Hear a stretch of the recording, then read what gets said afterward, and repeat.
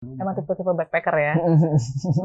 Seru ya. Tapi dari situ mungkin belajar banyak hal, dapat inspirasi gitu ya. Banyak banget. Ya melihat kehidupan sih, traveling sih, makanya riding juga ketemu sama orang-orang yang nggak diduga gitu, atau dibantuin sama orang-orang gitu, tidur di minimarket gitu. Ya tahu limit sebagai manusia gitu, jangan maksain untuk terus ngejar sesuatu gitu atau finish gitu, pengen buru-buru finish, santai aja gitu. Bincang bersama. Hai semua listeners, ketemu lagi di hari Sabtu dalam podcast Bincang Bersama. Special edition hari ini Audrey undang sosok yang mungkin wajahnya menghiasi televisi Audrey itu waktu SD-SMP ya. Dengan grupnya yang sangat populer di masa itu. Dan sudah hadir di studio Kompas Gramedia, Bisma Karisma. Halo, hai Bisma, apa kabar? Baik, alhamdulillah. Oke, sebelum kita ngobrol-ngobrol aku mau main dulu. Kita mau main kemana? Kita mau pilih dengan cepat. Oke, pilih ada cepat. 2 choices nanti. Bisma boleh pilih mana yang menurut Bisma banget. Waduh, gitu ya. Bubur diaduk atau nggak diaduk? Diaduk. Oke. Mie goreng atau mie rebus? Mie goreng. Oke. Motoran atau rebahan? Motoran. Dance atau nyanyi? Nyanyi. Solo atau boy band? Smash. Oke, kita akan ngobrol-ngobrol bareng Bisma pastinya, karena melihat sekarang kayaknya udah berubah banyak ya. Setelah Smash itu tahun 13 tahun, berarti 2010, sekarang 2023 ya 13 tahun. 13 tahun. Tapi kalau ngomongin tentang perjalanan karir kan emang kelihatannya Bisma sendiri passionate sama musik, sama dance, pokoknya art banget lah. Apalagi kemarin congratulations dulu ya, baru menang ICU World Cup International Cheerleading ICU, pokoknya ICU World Cup 2023 di Seoul. Jadi emang tahun ini tuh diselenggarakannya di Seoul. Oke, cerita dikit dong. Itu tuh lomba apa? Kalau misalnya orang dengar kan cheerleaders, emang Bisma cheerleading nih atau gimana? Jadi sebenarnya diselenggarakannya dari asosiasi cheerleaders. Cuman ada beberapa genre atau beberapa genre lah. Ada hip hop, ada jazz, ada klasik, ada cheerleaders gitu. Dan aku masuk di hip hop, hip hop double itu kurang lebih kayak gitulah. Oke, berarti persiapannya tuh berapa lama? Persiapan bentar banget sebenarnya, sebulan, intensitas kurang lebih sebulan lah gitu untuk jadi atletnya. Gue bawa nama Indonesia tuh cukup berat, tapi itu salah satu wishlist yang akhirnya ke checklist gitu sebelum saya meninggal gitu. Karena emang dari beberapa 5 tahun atau 6 tahun lalu tuh pengen punya mimpi, kayak pengen banget deh nyobain kompetisi worldwide gitu. Rasanya gimana ya gitu. Kangen juga soalnya kan gitu. Terakhir waktu kuliah tuh kompetisi Asia. Jadi pas nyobain worldwide tuh dikasih ada kesempatan kayak gitu, ya udah ayo gitu. Mau prosesnya kayak gimana ya, memang capek banget sampai mau tidur aja tuh ya Allah sakit banget ini badan gitu, karena latihannya memang intens banget. Sehari bisa 7 jam gitu. 7 jam 8 jam ya, benar-benar jadi atlet aja kayak gimana. Tadi Bisma bilang tuh dari kuliah sempet ikut ajang se-Asia. Nih jangan-jangan ngedance-nya emang ngedance duluan dari penyanyi? Ngedance duluan justru dari SD bahkan. Dari SD? Dari tahun 2000 tuh udah, jadi awalnya gara-gara Dance Revolution. DDR. Ikutan kompetisinya, bukan lihat layar tapi lihat penonton gitu. Ikutan kompetisi itu, menang sampai, dan pakai gerakan break dance. Dari situ akhirnya pas zaman tahun 2000 itu golden eranya hip hop, semua b-boy pada nongkrong tiap malam minggu tuh di daerah Cikapayang. Terus aku ngelihat kayak menarik deh gitu. Di zaman itu nggak ada anak kecil soalnya yang iniin break dance, cuman aku pengen aja gitu, pengen nge-explore gitu. Akhirnya berkecimpung di situ lebih dalam lagi, bahkan masuk ke televisi tuh jadi dancernya Peter Pan, dancernya Zigas, dancernya anak-anak idola cilik gitu. Pernah banget gitu. Dari situ punya mimpi gimana ya supaya dancer bisa lebih dihargain di Indonesia gitu. as a artis gitu. Dari situ mungkin mimpinya kewujud di Smash gitu. Ternyata diwujudin pas di Smash gitu, menjadi dancer yang memang jadi nyanyi juga gitu. Oke, di situ terwujud ya dua passionnya Bisma. Tapi kita balik lagi deh ke masa kecil. Masa itu tadi Bisma bilang ketika ngedance mungkin jadi anak kecil sendiri gitu. Kalau dari orang tua support apa gimana tuh? Support banget karena ya menurut mama terutama itu olahraga yang semuanya gerak gitu, semuanya digerakin. Dulu main skate juga, cuman mama nggak setuju karena takut jatuh, ya terlalu riskan lah gitu dan kurang olahraga semuanya menurut mama tuh. Sampai akhirnya ya udah breakdance saja dan menggeluti sebegitunya. Mama tuh kalau orang-orang lama tahu tuh pasti mami apa kabar gitu. Jadi karena selalu ngikut kemana-mana sampai aku kuliah bahkan gitu. Jadi manajer down squad dulu tuh ada dulu tim aku namanya down squad sampai sekarang juga ada regenerasi terus gitu. Oke, berarti dari kecil emang sudah passionate sama ngedance, tepatnya berarti breakdance. Terus dulu menjadi yang paling kecil di tengah orang-orang yang mungkin dewasa tuh gimana tuh? Seorang Bisma waktu kecil latihan ngedance, apakah ya jadinya ke-influence ya banyak hal dari mereka? Jadinya perspektifnya juga lebih banyak ya gitu karena gaulnya sama orang-orang dewasa semua gitu, lebih punya pandangan dewasa lebih cepat mungkin ya gitu. Terus yang menarik ya zaman SMP udah ke klub gitu karena harus breakdance gitu. Pesennya apa ya, french fries sama cola soda gitu. Jadi apa ya yang menarik tuh proses itunya justru dikangenin sebagai apa ya, kita nggak pandang siapa anak siapa dan lain-lain ya di jalanan gitu. Latihan zaman dulu apalagi belum ada YouTube, belum ada apapun itu gitu. Proses mencari gerakannya tuh sesusah itu gitu. Bahkan nungguin VCD Battle of the Year atau battle tahunannya breakdance tuh bisa 6 bulan atau setahun gitu. Sampai akhirnya kita belajarnya dari VCD itu play, stop, rewind, play, stop, rewind, play, stop, rewind gitu. Sampai akhirnya berhasil ngulik gitu. Kayak dulu aku akhirnya pertama kali ngulik tuh ya untuk power moves tuh head spin. Aku head spin sampai ada kompetisi muri gitu, head spin terbanyak dan terlama. Alhamdulillah menang. Jadi dari situ tuh kayak ternyata semenarik ini ya gitu ruang gerak tuh gitu. Dari situ menarik. Jadi dari situ lah ya membawa Bisma menjadi ya seneng ini. Jadi akhirnya muncul jiwa kompetitif yang positif gitu loh. Gimana caranya mengalahkan orang ya tapi tidak dibawa-bawa ke setelahnya gitu ya di kompetisi aja gitu. Dan malahin ego sendiri nggak sih? Betul. Tahu berstrategi.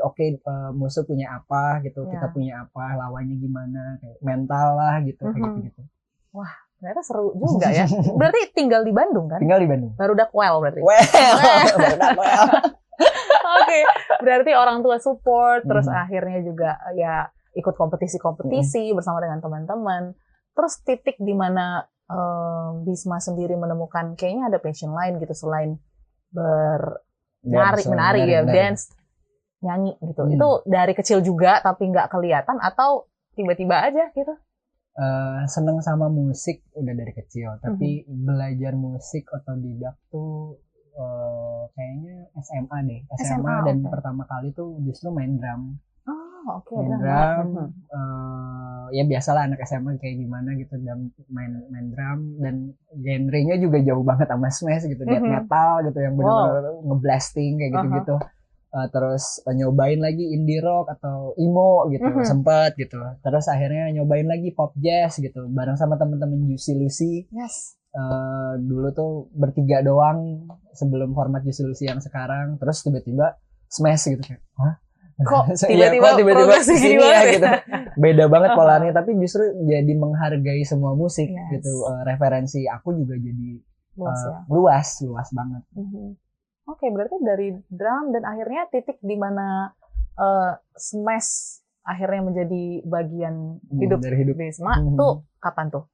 Umur 20. Waktu aku umur 20 tahun. Kuliah. Iya, pas kuliah. Pas kuliah. Ya, pas kuliah semester berapa ya? Mau semester akhir pokoknya itu. Udah mau tamat dan akhirnya ketemu. Akhirnya lolos. Lolos. Oh, berarti dulu audisi. Gak lulus, lolos gitu. Lolos. Maksudnya kuliahnya karena semesnya udah susah banyak. gitu. Karena aku ngambil di DKV kan, Okay. gitu. Nggak mungkin untuk kuliah bolak-balik tuh nggak mungkin banget. Akhirnya transfer nilai. Oke. Dulu kuliah berarti di Bandung ya? Di Bandung. Bandung. Ya, repot juga sih sebenarnya ya. Akhirnya fokus ke SMES, terus ketemu nih satu tempat yang kayak, oh gue bisa nyanyi dan bisa ngedance. Itu gimana rasanya waktu itu? Kaget sih. Kaget.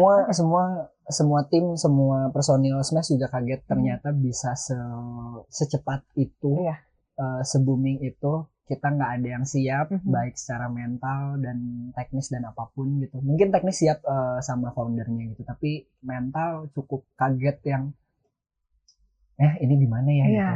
Ini kenapa jadi kayak gini ya gitu. Maksudnya dielu-elukan sama orang gitu, sama orang lain tuh buat aku kenapa sebegitunya ya gitu. Nggak ngerti kenapa gitu, sampai di mobil tuh udah kayak hujan deras banget gitu, kayak Bisma apa kayak gitu. Anjir ini apa ya gitu, ini harus kayak gimana ya, bersikap seperti apa ya gitu, karena kan saya juga manusia ya gitu, sampai ada masa yang kita nggak bisa kemana-mana, keluar kamar aja tuh nggak bisa. Itu yang akhirnya oke, saya nggak nyaman ternyata ada di posisi terlalu di spotlight banget gitu sebagai manusia, jadi tidak punya free will gitu, tidak punya free will gitu sebagai manusia gitu. Jadinya cukup butuh proses pengendalian diri gitu, pengobatan diri gitu secara mental dan lain-lain, adalah proses itu pas SMES berjalan tuh. Ya, sekarang memang benar-benar sangat cepat tuh. Aku ingat kayak semua perempuan tuh posternya SMES tuh pasti ada di kamarnya gitu ya, dengan biasnya masing-masing. Bias, dulu belum musim bias kan. Betul. Sekarang ya disebutnya bias gitu ya. Tapi di momen itu di mana spotlight ya banyak ke kalian, terus juga nama kalian dilulukan lah, bisa dibilang sangat singkat seperti itu. Gimana dari timnya sendiri, dari berberapa kemarin itu ya? 7. Iya, 7. Terus kan umurnya juga beda-beda ya. Beda-beda. Ada yang paling muda tuh siapa? Paling muda tuh dulu Ilham SMP mau ke SMA. Terus abis itu yang Rafael paling tua. Nah, tuh untuk menyatukan apa ya, visi kita, ayo bareng-bareng menghadapi ini semua tuh. Cerita dikit dong. Foundernya atau Benny Junior sangat inspiratif banget buat aku ya gitu. Dia yang menjaga itu semua gitu, membuat modul format ini semua menjadi didesain cukup natural gitu, karena dari proses pemilihan aja tuh sengaja boys next door gitu, bukan yang semuanya perfect gitu, yang kayak misalnya kayak Korea gitu, semuanya cakep gitu. Ya kita ya begini aja, saya juga kayak emang-emang gitu, kayak di Bandung juga banyak yang mirip gitu, atau di mana banyak banget yang mirip sama saya. Itu proses apa ya, perjalanan atau mappingnya Benny Junior tuh menarik banget untuk menjaga kita di umuran kita. Bahkan waktu Ilham sempat UN di Malaysia. Wow. Gaya banget tuh. UN-nya jauh banget di ya. Malaysia.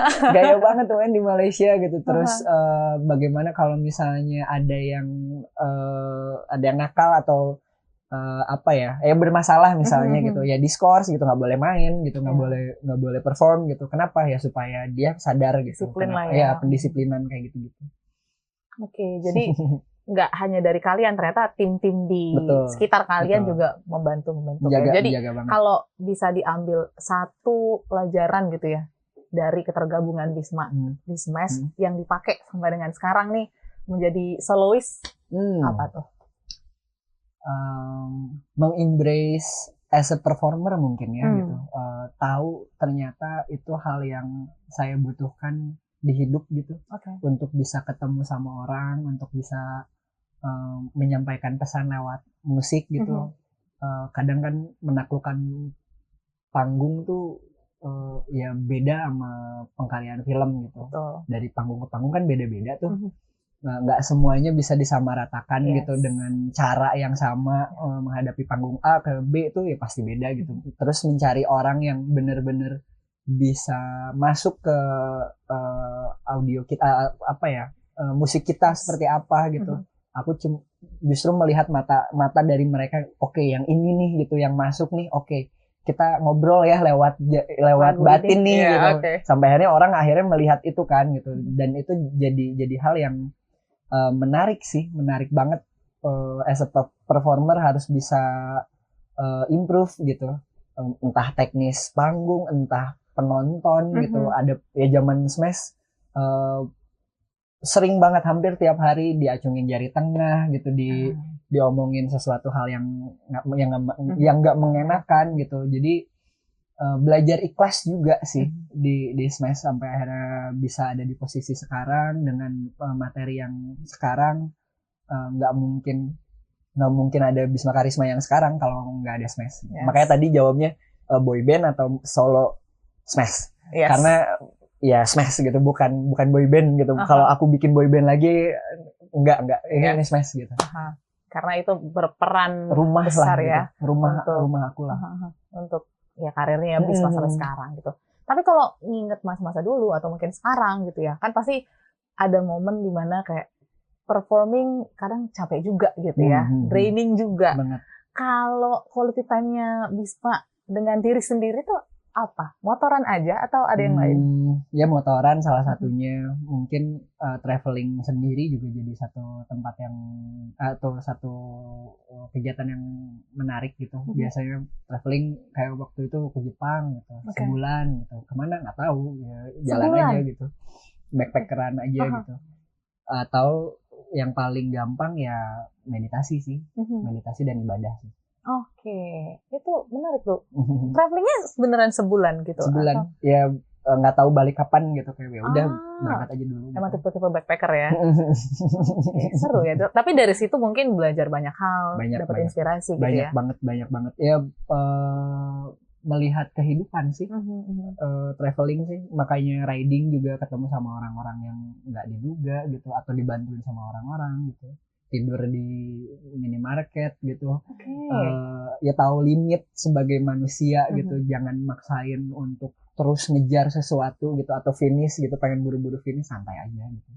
Jangan bahasanya gegeberan gitu, jangan gegeberan. Santai aja. Aja. Kalau aku tebak berarti Bisma introvert.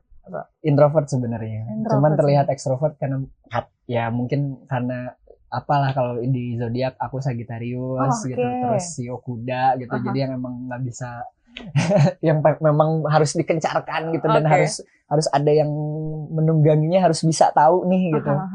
Gitu.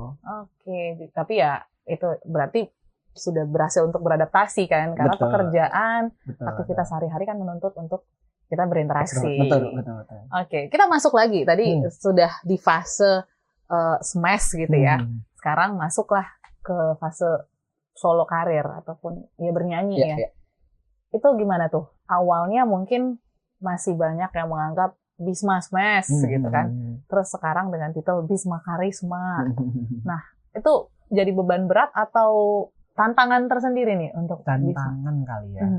Proses itu tuh adaptasinya cukup lumayan lama lah, 2 tahun ketika awal ngerjain musik sendiri gitu, rilisan sendiri, sampai akhirnya dianggap ya Bisma memang kolamnya di situ gitu. Kayak ketemu sama anak-anak Danila gitu, Jason Ranti, yang kayak gitu-gitulah gitu, kok anak-anak band gitu. Ya memang saya sering di backstage tuh justru ngobrol sama mereka gitu, bertukar pandang gitu dan lain-lain. Dari segi karya atau lirik pun beda banget sih gitu, multitafsir. Rata-rata yang aku ciptain di sekarang tuh sangat multitafsir gitu, sengaja supaya aku senang lukisan. Jadi buat aku ketika orang punya interpretasi sendiri itu hal yang menarik gitu. Dan kan lukisan tuh aku suka nikmatin lukisan berlama-lama gitu, sampai akhirnya relung yang merespon lukisan itu gitu. Nah, karya aku pun inginnya sih gitu untuk sampai ke sana gitu, biarkan respon orang-orang berbeda-beda aja gitu, tanpa harus aku jelaskan dengan gamblang bahwa misalnya Alalia ini tentang apa gitu dan gimana gitu. Nggak bisa aku ceritain semuanya gitu. Sengaja biar itu jadi keseruan gitu, dalam diliarkan lah ya pikiran-pikiran betul, pendengarnya betul. Mau menginterpretasikannya seperti apa. Betul. Tapi kalau ngomongin tentang nyanyi gitu ya, tadi menarik nih. Mungkin Bisma sendiri berinteraksi sama musisi yang kita cap sebagai musisi indie lah ya, Ranti, Danila dan lain sebagainya. Kalau kita flashback ke Smash itu kan musiknya sangat beda banget. Betul. Tapi kalau misalnya back tuh waktu zaman kuliah jadi drummer tuh death metal juga tuh nemuin apa ya persona ataupun brandingnya Bisma sekarang menjadi musisi yang genrenya seperti itu gimana prosesnya? Nggak direncanain sebenarnya. Ternyata sadar bahwa aku bisa versatile kali ya gitu, bisa fluid menjadi siapapun apapun gitu. Ketidakkonsistenan saya adalah kekonsistenan saya mungkin gitu. Karena seneng gitu untuk mendalami sesuatu hal yang baru gitu, dan benar-benar sungguh-sungguh. Kayak film juga kan jadi hal yang atau kanvas yang baru juga kan gitu, dan ternyata menarik. Nggak bisa aku apa ya berhenti gitu dari perfilman. Jadi ya versatile mungkin ya, nggak dikonsep juga sih, nggak dikonsep sehingga ternyata saya begini ya gitu ya. Baru nemuin tuh ya setelah di perjalanan ini. Oke. Tapi kalau konsep musik yang ingin dihadirkan dalam Bisma Karisma itu seperti apa? Ada kedalaman sih gitu. Berbeda dari kalau jadi pembedanya tuh kalau di Smash itu di permukaan orang sudah paham, sudah langsung paham, jelas gitu. Terlihat jelas gitu, kayak senyum semangat ya, tentang apa, menyemangati kamu gitu, atau I hurt you gitu, jatuh cinta sama cewek, jelas gitu dengan lirik yang jelas gitu. Tapi kalau beberapa karya aku itu tuh memang yang muncul multitafsir karena referensi yang aku baca, yang aku dengar, bahkan KBBI juga jadi salah satu referensi aku gitu, sehingga jadi Bisma Karisma yang sekarang gitu. Oke. Kan nyanyi banget ya? Apa jangan-jangan juga Bisma suka sastra, puitis? Banget. Aku baca novel juga ada gitu. Nggak banyak sih novel, tapi filsafat aku suka. Terus sufistik pun aku pelajari gitu. Ya perihal-perihal spiritual juga cukup menarik buat hidup aku untuk sebagai manusia. Karena di umur 28 akhirnya menemukan purpose hidup gitu, menjadi manusia yang memanusiakan manusia. Dari musik itu juga nggak sih? Apapun kan ditanya, Bis, kamu pengen dikenal sebagai kayak tadi gitu, pengen dikenal sebagai sosok artis atau seniman yang seperti apa? Enggak sih, pengen jadi manusia aja gitu, yang memanusiakan manusia. Dan itu tuh kalau kita jabarin ya sesusah itu gitu. Jadi manusia aja udah susah gitu. Memanusiakan manusia itu kan butuh effort banget ya, butuh keikhlasan, butuh energi gitu, butuh waktu gitu untuk bisa ngeraih itu gitu as a human gitu dia. Ya, jadi purpose itu Bisma tuju dengan semua karya yang dilakukan. Betul ya. Mau karya apapun, mau film yang mungkin, atau karakter yang aku percaya di film, karakter yang memanggil aku, bukan aku yang, meskipun aku berusaha gitu, casting dan lain-lain, tapi aku percaya kalau bukan aku yang terpilih oleh si karakter itu nggak akan dapat ya. Nggak akan dapat. Oke, kita cerita sama satu karyanya Bisma gitu ya, yang baru banget. 1 Desember lalu ya, baru rilis, yaitu Alalia. Nah, aku tadi bingung ini artinya apa nih Alalia gitu ya. Soalnya kayak nama perempuan ya. Iya, ini jangan-jangan ya Bisma nyeritain cewek lain nih. Ceritanya tentang apa? Mungkin makna Alalia sendiri untuk Bisma sendiri ya, tapi walaupun mungkin membebaskan untuk interpretasi pendengarnya. Makna Alalia sebenarnya ada di KBBI. Itu tuh bahasa Indonesia sebenarnya gitu. Ada di KBBI yang kurang lebih artinya bukan penyakit saraf, bukan gagu juga, tapi hal yang triggering, misalnya terhadap trauma gitu. Misalnya aku ditanya tentang trauma aku waktu pembacokan gitu, terus diminta jelasin gimana susah ya ngomongnya gitu kayak, ya. Duh, gimana Terbata-bata gitu ngomongnya oke. kayak sesusah itu karena sesakit itu Yes. gitu. Kurang lebih Alalia tuh seperti itu. Mhm. Kurang lebih Alalia tuh seperti itu. Makanya di kalau dibedah secara lirik pun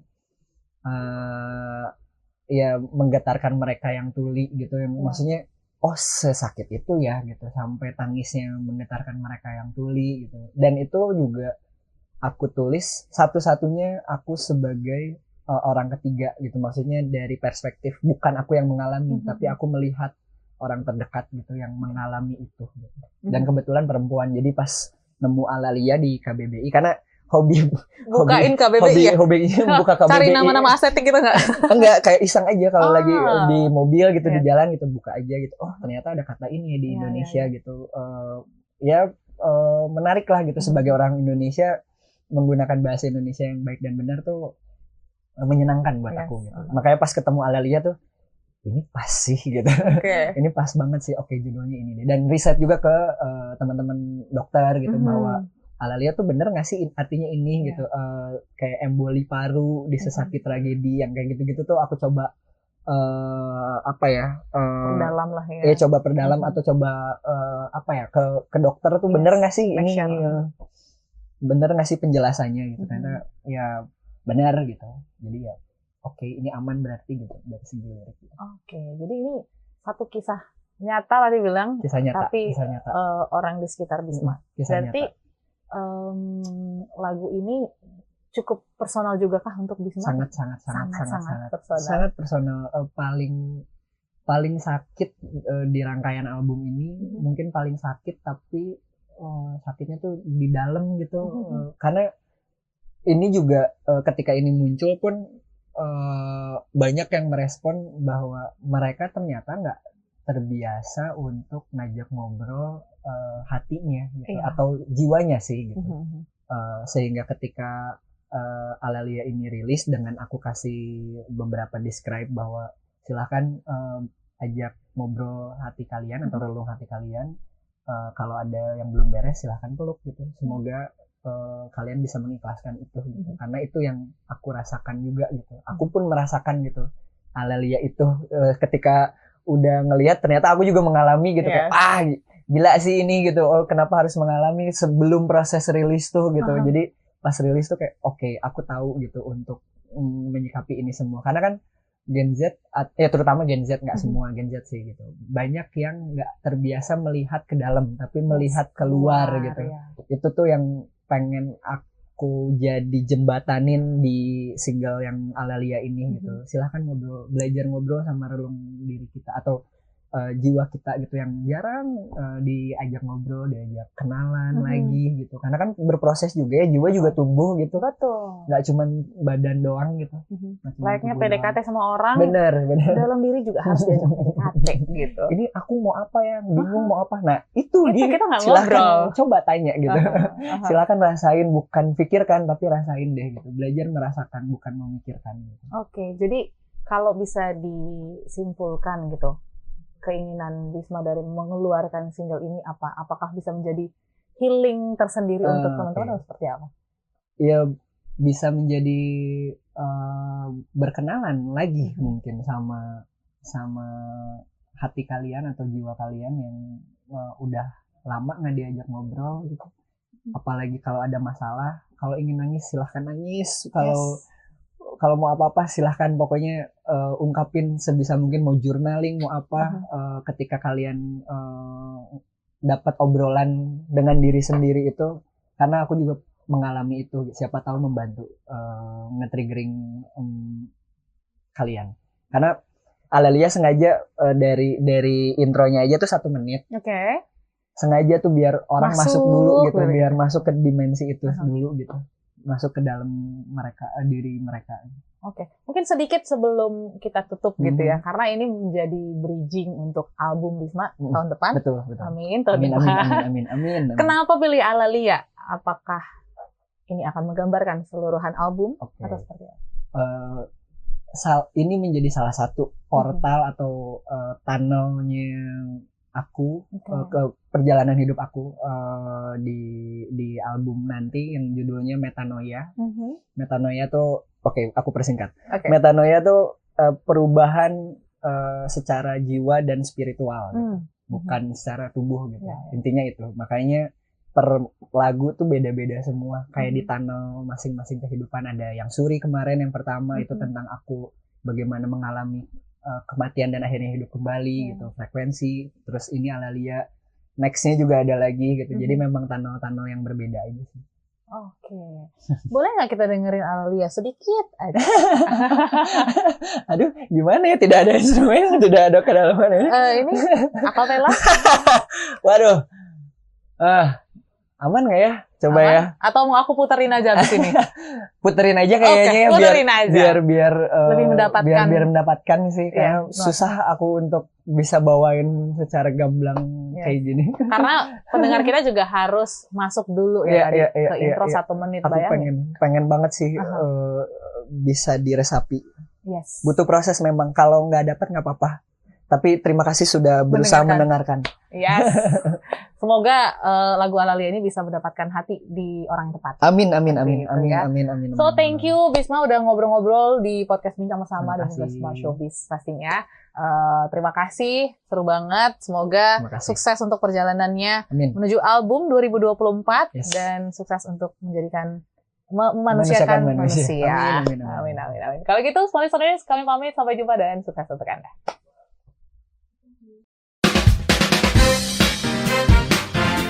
Bincang Bersama.